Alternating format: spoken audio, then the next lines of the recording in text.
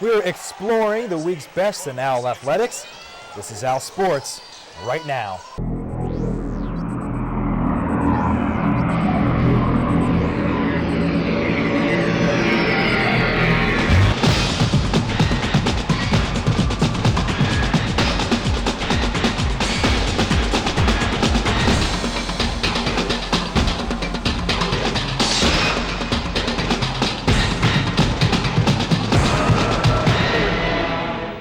Hello, Owl fans, and welcome to another edition of Owlsports Update. Next to me in my assigned seat, as always, is Joe Polinsky, and I'm Dan Koob. Coming up, the men's basketball team hits the road for two crucial Big Five contests.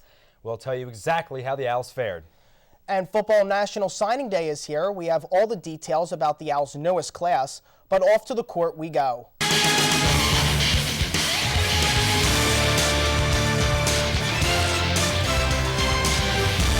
With wins over Charlotte and St. Joe's, the men's basketball team seems to have regained its rhythm in conference play, but a crucial Big Five test against city rival LaSalle was on the horizon.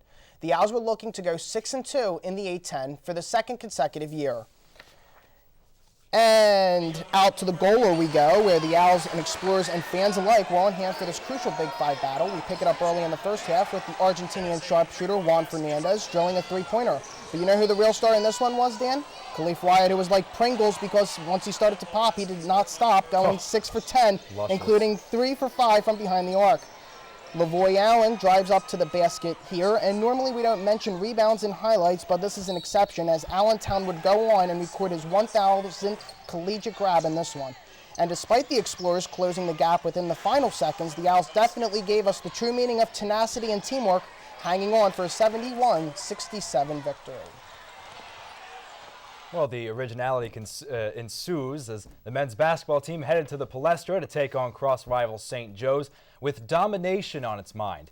That's the way the Owls have treated the Hawks over the last 4 seasons. Their only loss in that time span was in 2008 on a last-second block or goaltending of a Mark Tyndale layup. I guess it depends who you ask, but both teams traveling to the historic Palestra for this Big Five contest. St. Joe's was the home team as we attempt to pick this one up in the first minutes of the first half. Ramon Moore dishing as we start the game, dishing to Michael Eric, who finishes it off. And as we look in the mirror for this next highlight, St. Joe's works it down low to Ronald Roberts Jr., flushes it down. He had 17 on the day. The Owls start pulling away here, though. Lavoy Allen working the baseline, grabs his own board and the putback. 15-7 for the resurgent Lavoy Allen. Now with the lead in double digits, Scooty Randall from the corner out of his 3 threes. The Owls really started coasting in this one as the traditional Big Five rollouts, but from the student section. Second half now, Lavoy Allen going back to work off the beautiful feed from Ramon Moore. Then after that, Allen misses. Willier Jefferson does not. The tip in, Owls win 72-54.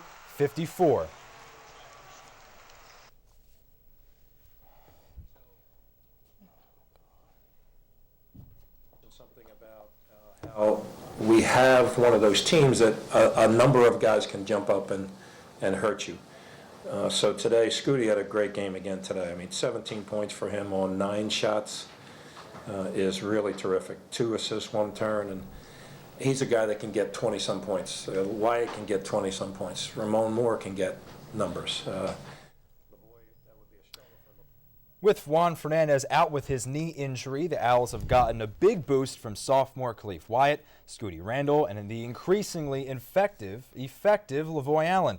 In the last 4 contests before LaSalle, the three have averaged almost 44 points per game, with Scoots exploding for 28 in a loss at Xavier, and Wyatt pouring in 27 against Penn.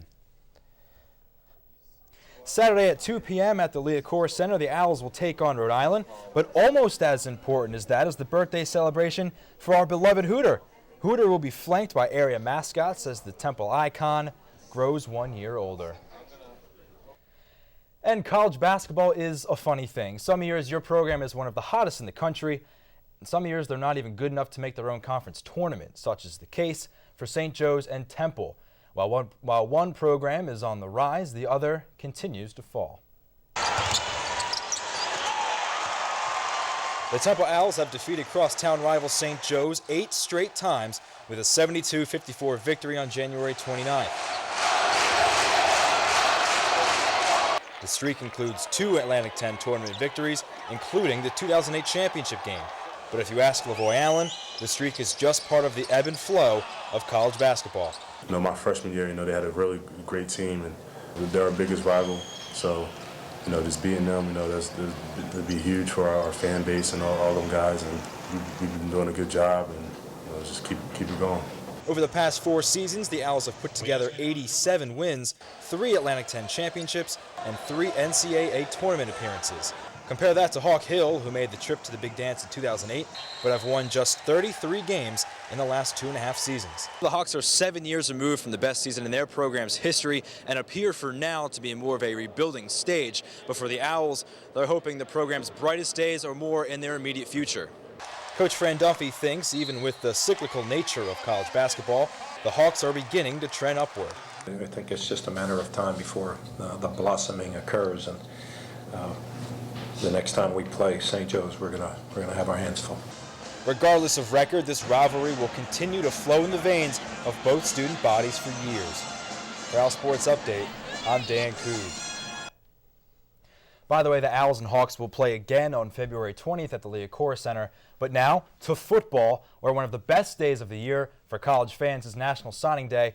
Joe, sometimes I like to, before I get up in the morning or when I'm getting ready in the morning, put 2 T-shirts in front of myself and decide which one to choose. Evidently, one will be disappointed. It's an analogy. I know. It's a good one. Well, good one at that, Dan, but it really truly is the day all high school players dream about. To recap a busy day in Temple football, our own professor of college football, Kyle Fisher, is here to share his insights on some of the young guys coming to North Broad. Kyle? Head coach Steve Adazio kicked off his coaching career here at Temple with a defining event, National Signing Day. The 2-time National Recruiter of the Year stressed the toughness of this group as he put his footprint on the future of the program. I think the recruits that we're talking about here are going to help us in our efforts. What's our effort? We want to win the MAC East. We want to win the MAC outright, right? We want to be able to not, someone said, play the bowl game. No, we want to win the bowl game. Play the bowl game, win the bowl game. We want to really work the 5-hour radius. The 5-hour radius is really important to us. We want to have a great presence here in Philadelphia, right? A great presence. We talk about diamonds in our backyard. There are diamonds in Philadelphia. As far as diamonds go, Adazio knows how to pick them with 20 new recruits coming in, most of whom are from the Mid-Atlantic region. 3 of those players, Brandon Chudnoff, Daquan Cooper, and Clinton Granger, are all coming from local George Washington High School. Adazio also kept 2 of his recruits from Florida and brought them with him here to Temple. Joe, back to you. Thank you, Kyle. Coming up on Owlsports, we talked to the junior forward, Kristen McCarthy, herself about her big accomplishment and the team's recent success. Trust me, kids, you have to see this. We're back in 90. Pull your face mask down. All right. What about the chest guard? It looks loose. Is it loose? All right, what about the shin guards? All right. Okay. Here comes the heat.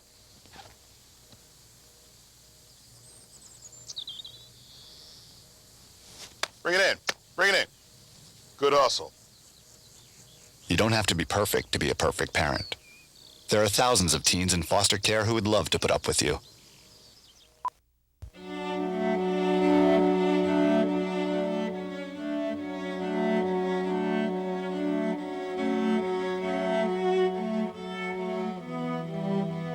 There are 380,000 NCAA student athletes.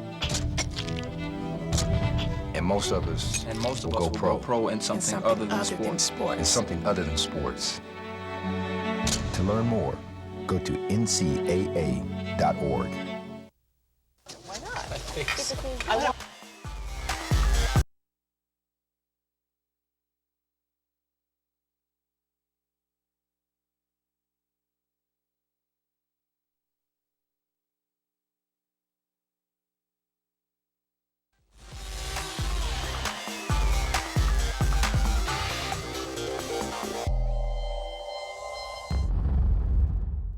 The The women's basketball team came into its contest against the Billikens of St. Louis, riding an 8-game winning streak, and like the rest of us, wondered out loud what a Billiken is because, honestly, I don't really think anyone knows. But regardless, Temple came in undefeated in conference play and looked to sharpen its talons at the Liacouras Center.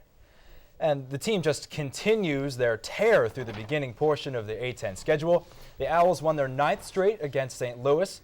Temple shot 81% from the three-point line. Just as a frame of reference, the best three-point shooting team in all of men's college basketball is Northern Arizona, who shoots 44.7%. Quita Wallace scored 23 points, flanked by Shea Petty with 19, as the Owls win 82-48. Richmond, their 8th straight win, coming against the Richmond Spiders, came in another three-point barrage. The Owls hit 14 threebies in a 28-point win over the Spiders. The Owls are 7-0 in Atlantic 10 play. And as for forward Kristen McCarthy, updates Jillian Marshall joins us now with about 1,000 more reasons to follow Temple women's basketball. Am I right, Jill? 1,000 reasons is right, Joe. Kristen McCarthy has already broken 2 Temple school records, and now she's in the running for 1 more. I sat down with the women's basketball standout to find out just how good she can be.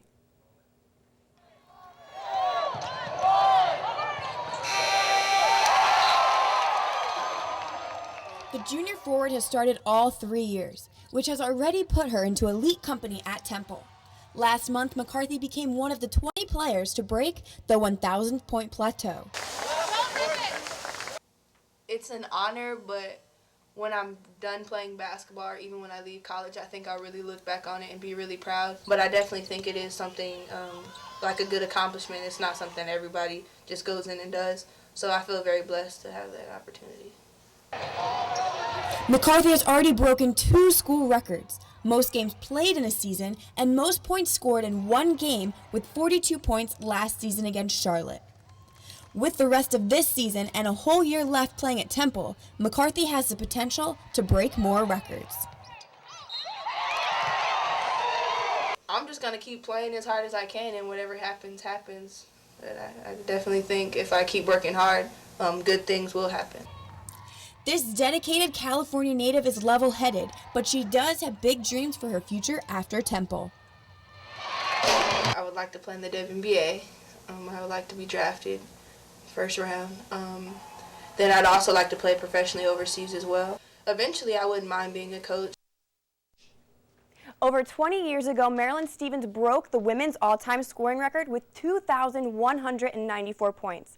Kristen has a slim chance of reaching that, but if she keeps at her current pace, she could easily slip into the 2nd spot, which is currently 1,698 points. Back to you. Thanks, Jill. Let's get right into the nest. Let's do it. Kamiley Thompson has been named a Primetime Performer of the Week by collegefencing360.com. She went 9-1 in upsets of Penn State and number 8 Penn. The junior went 3-0 against the 2nd-ranked Nittany Lions.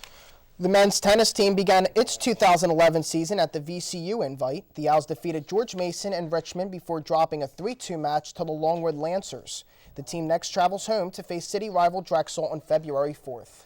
And finally, junior guard Shea Petty has been named the Big 5 and Atlantic 10 Player of the Week.